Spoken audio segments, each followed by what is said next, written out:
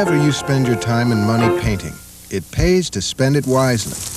Unless you do the job right, you will be repainting sooner than you expected. In the next few minutes, we're going to fix some of the common problems that occur around the house. Then we'll see how to paint a typical room. The first thing to consider is the type of paint to use. Interior walls and trim are two different animals. Walls don't get the handling that doors and windows do, so trim needs to be much more durable and easier to clean. There are two types of paint: alkyd, or oil base, and acrylic latex, or water base. Most people use latex for everything because it's odorless, easy to clean up, dries fast, and is less expensive. Sounds pretty good. Unfortunately, latex has some drawbacks. It doesn't level as well as oil base, and it doesn't adhere as well, last as long, or wipe off as easily. It's a tough choice, oil or latex, but in this tape we'll be using latex on the walls and oil base on the trim, so we can discuss both types. Both oil and latex come in several finishes or levels of shine. Most people use a flat, unshiny paint on walls and a semi-gloss on the doors and trim. In rooms that need to be cleaned more often, you may want to use a semi-gloss on both the trim and the walls to make it easier to clean.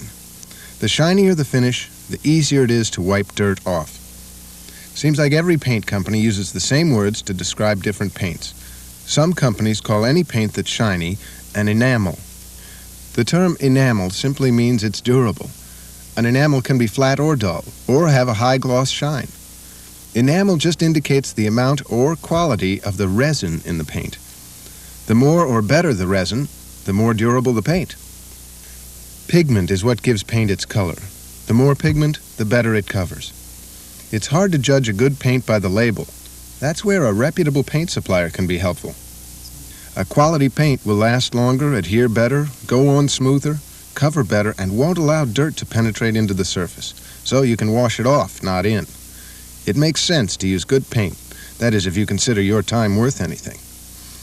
Good preparation is as important as good paint, because without proper surface prep, you might just create a nightmare.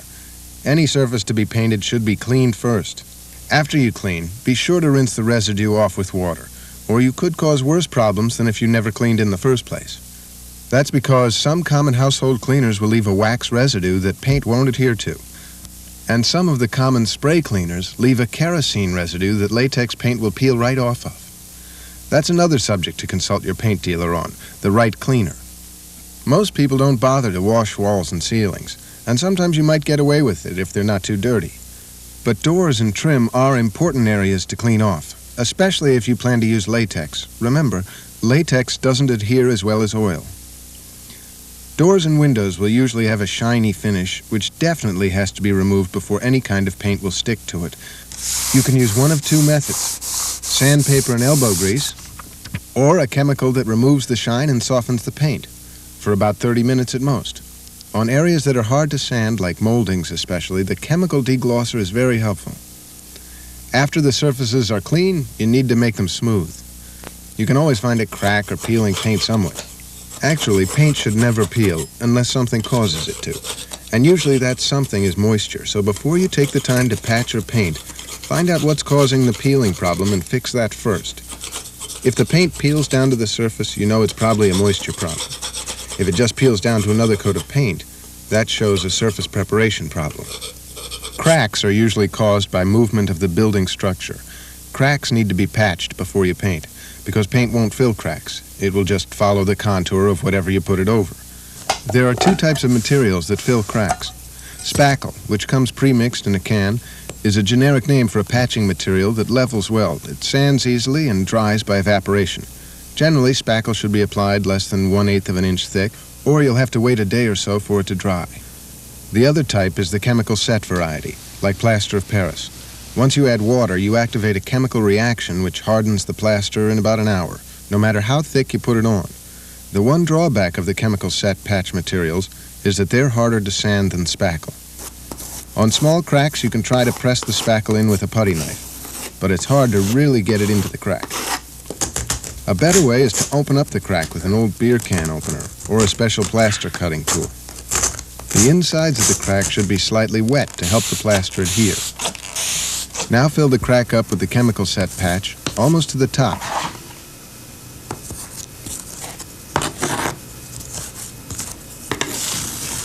Use a wet rag to wipe away any plaster that builds up outside the crack before it dries completely. After the plaster dries, come back and fill up the surface with spackle to make sanding easier. Now that you've fixed one problem, you've caused another. The patched surface will be much more porous than the surrounding paint. If you were to paint the surface now with flat paint, or especially semi-gloss, you would have a duller surface over the patched area where the paint soaks in. You might also have a smoother surface over the patch compared to the painted areas, where there's orange peel or stipple caused by a roller. You'll need to seal the patch first to try and match the porosity and texture of the surrounding paint. And that's where a primer comes in. Primer is another generic term for two different products, sealers and undercoats. First, let's talk about sealers. A sealer does just what it says. It seals up whatever surface it covers to ensure an even shine. It also adheres well because it's mostly resin. When you patch a ceiling, it's usually a good idea to seal up the whole surface rather than just the patched areas. If you do take the time to seal the entire surface, you might also want to have the sealer tinted to the same color as the finish coat. This will ensure that the finish coat will have an even color. The second type of primer is an undercoat. An undercoat will also seal up the surface, but it will also level the surface slightly. An undercoat is useful on wood where the grain is slightly raised, or against the edge of peeled paint. After you've scraped off any loose paint or any paint you think will come loose eventually, then sanded down the edges, an undercoat will seal the surface and slightly level the edge to make a flatter surface. Undercoats will also sand like butter. They're soft and easy to smooth down. If the surface still feels rough, a final sanding with 120 grit sandpaper should make the surface smooth and ready for the finish coat. Acrylic latex caulk is made to fill in gaps between moldings and walls. Since wood will shrink and expand from moisture in the air, caulk serves as the flexible link between them. Just like paint, the quality of the resin determines the virtues of the caulk. A low-grade caulk will crack in a few years. The better grades will remain flexible for much longer. Apply the caulk sparingly, then press it into the crack with a wet finger.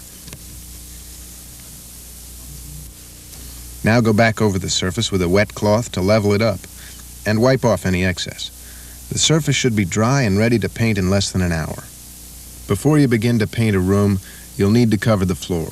Don't ever use newspaper for this, since water will cause the ink to bleed. Canvas is probably the best material, but an inexpensive paper drop cloth coated with wax will do just as well.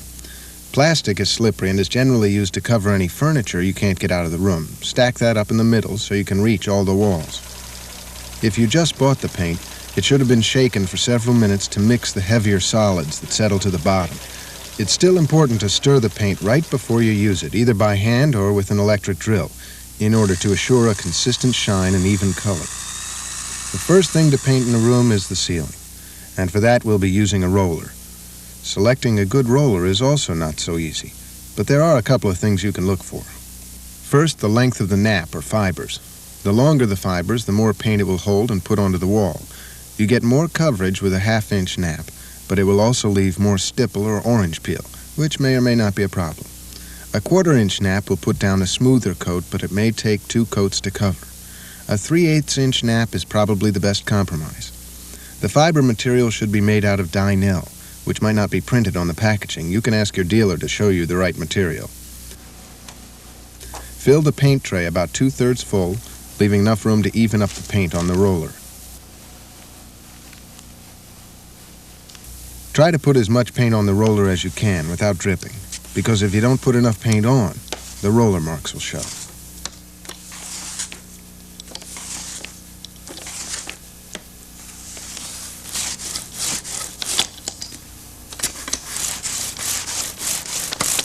A 4-foot extension pole is a great time saver unless you happen to play for the Celtics.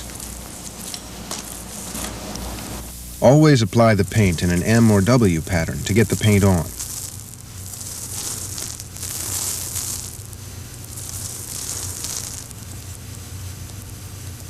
Then level it off by rolling in the opposite direction. Work across the ceiling in the shortest direction, in about a 2-foot wide strip. If the edge dries out before you start the next strip, the dried edge will show. Working in the shortest direction helps keep the edge wet. Never go back over paint after it has started to set up. If you do, it won't level out and the roller marks will show. The edges of the ceiling are painted with a brush. Cut in along the edge for about 2 or 3 feet, not any further, or the brushed paint will dry before you can go over it with the roller.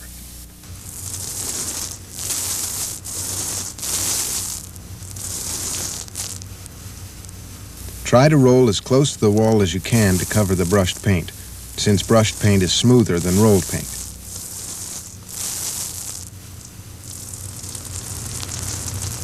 And don't brush down onto the walls if you can help it, or the dried edge will show up for sure. After the ceiling is finished, the walls are next. Start in a corner at the top and work your way around. Cut into the corner with a brush, then cover your brushwork as close to the corner as you can with the roller. Start out by rolling upward to reduce dripping, using the M or W pattern to get the paint on the wall. Then even it off in the opposite direction. You may have heard that you can't put a latex paint over an oil base. Actually, changing between latex and oil isn't as much of a problem on interior walls as it is on exterior surfaces. You may not even know what kind of paint is on the wall. So how do you know what kind of paint you can use? As long as the surface is clean and not shiny, you can get away with latex over oil on the walls and ceiling.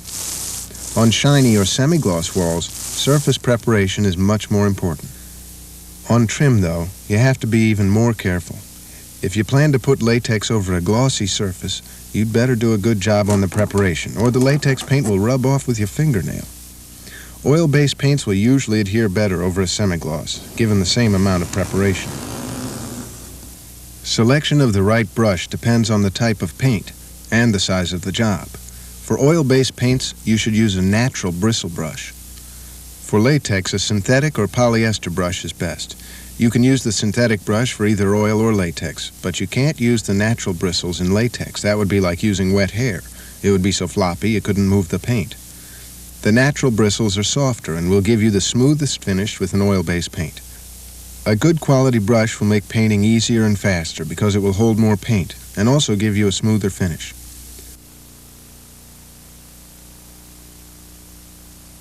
One of the things to look for in a brush is an evenly chiseled edge.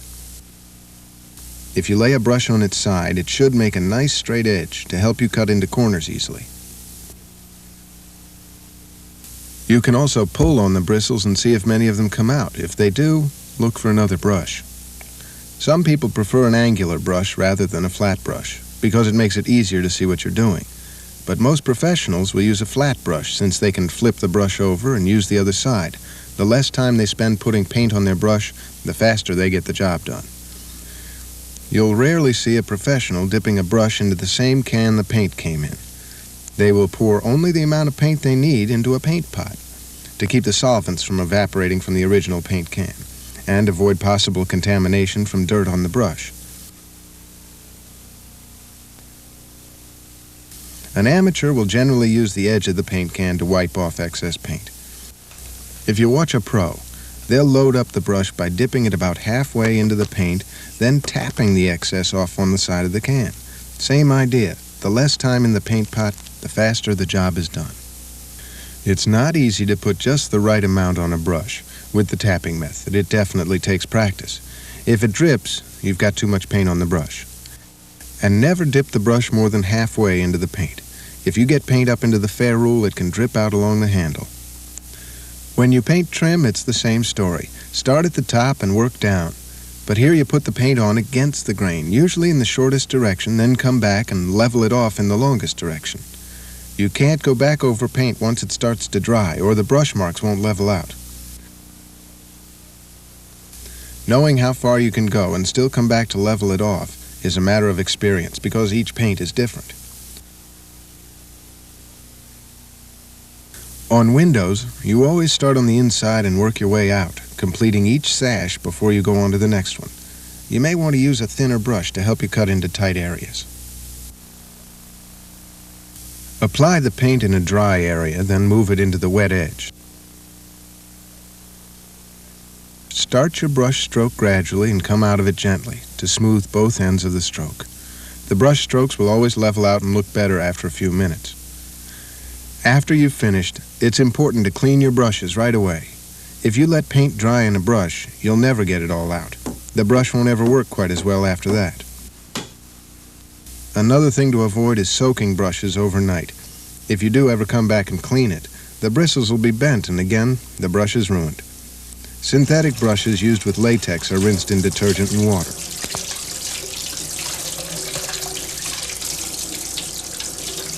After most of the paint is out, run water into the ferrule to get the paint out of the heel.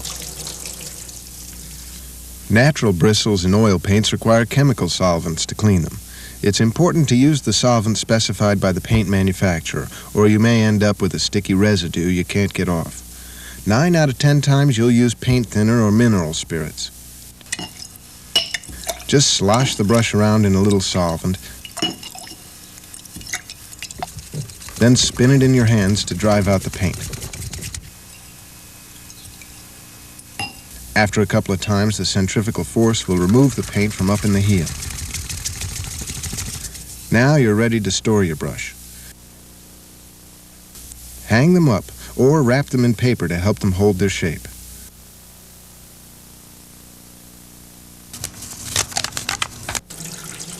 Rollers used in latex should be soaked for 15 to 20 minutes in detergent and water, then scraped off with a cleaning tool under running water.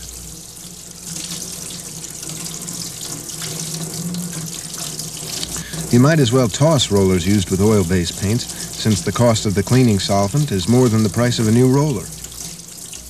Storing paint in cans is tricky. Many amateurs will punch holes in the lip to let the paint drip back in. Actually, this destroys one of the 2 seals on the lid. Clean out any paint that gets in the lip with a cloth or your brush, and make sure the lip is clean before you put it back on.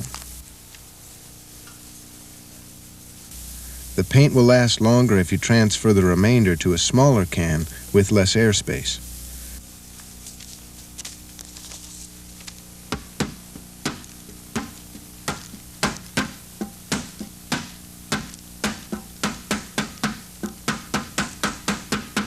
Storing cans upside down will help eliminate any air leaks. After everything else is clean, it's time for your hands. A waterless hand cleaner and a little rubbing will break down either type of paint, and you can rinse it off in water. It's a lot easier on your skin than paint thinner. Well, now that you're done, you've saved yourself a considerable amount of money, since labor is the biggest cost in any painting job. Now, every time you look at your work, you'll know you did the job yourself, and you did it right.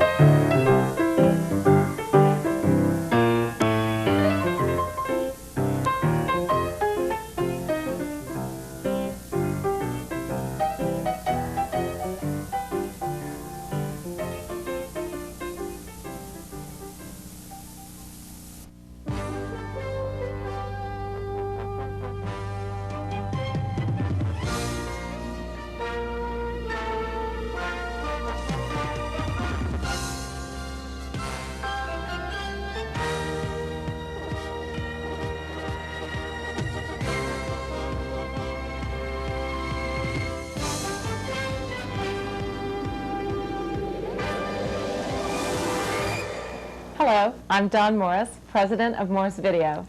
And I'm George Morris. Thank you for watching our program. We hope you found it helpful and fun to watch. If you'd like to broaden your horizons, here are some of our other programs to help you help yourself.